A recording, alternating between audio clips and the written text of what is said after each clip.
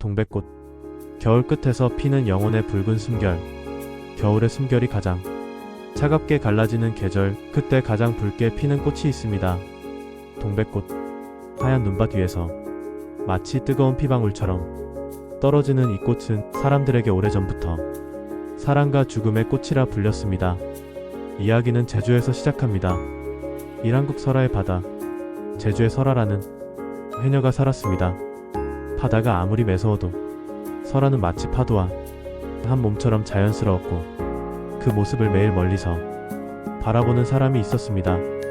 어부서준. 둘은 눈빛만으로도 서로의 하루를 느끼고 말없이 서로를 기다리며 지독한 바람 속에서도 조용한 온기를 나눴습니다. 하지만 그해 겨울 바다는 설화를 돌려보내지 않았습니다. 갑작스러운 너울에 휩쓸려 그녀는 차가운 심해로 사라졌고 서준은 매일같이 그 바위 위에서 설화의 이름을 부르며 바다를 지켜보았습니다.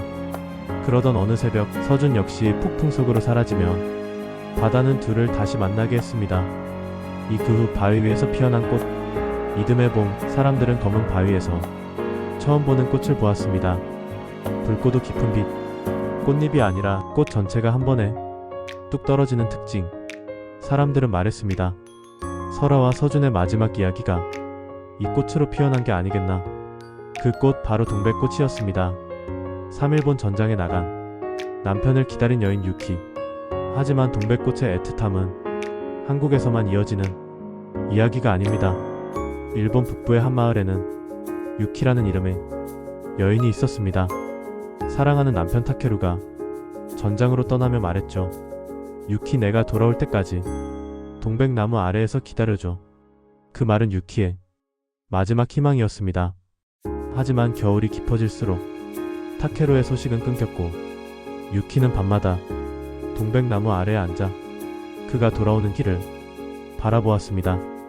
눈이 내리고 비가 오고 마을이 계절을 3번이나 바꾼 후에도 유키는 그 자리를 떠나지 않았습니다.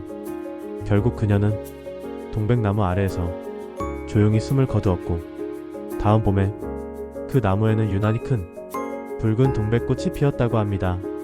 사람들은 말했습니다. 유키의 심장이 동백으로 피어난 것이다.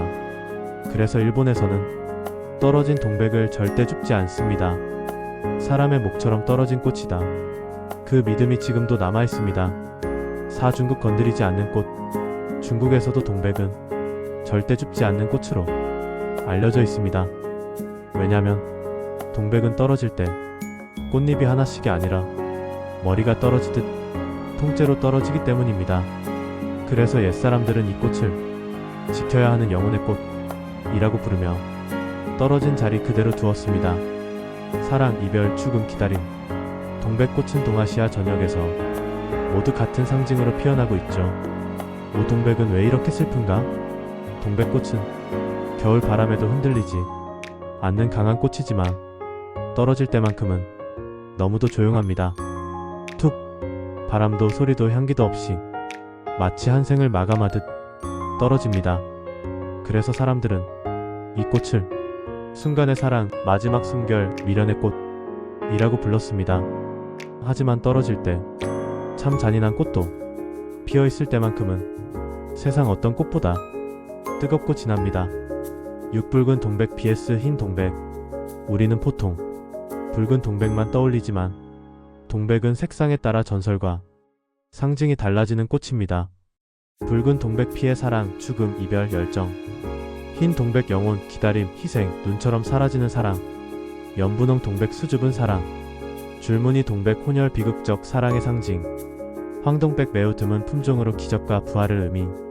특히 흰 동백은 설화가 입김으로 남긴 영혼처럼 고요하고도 깊은 빛을 품고 있습니다.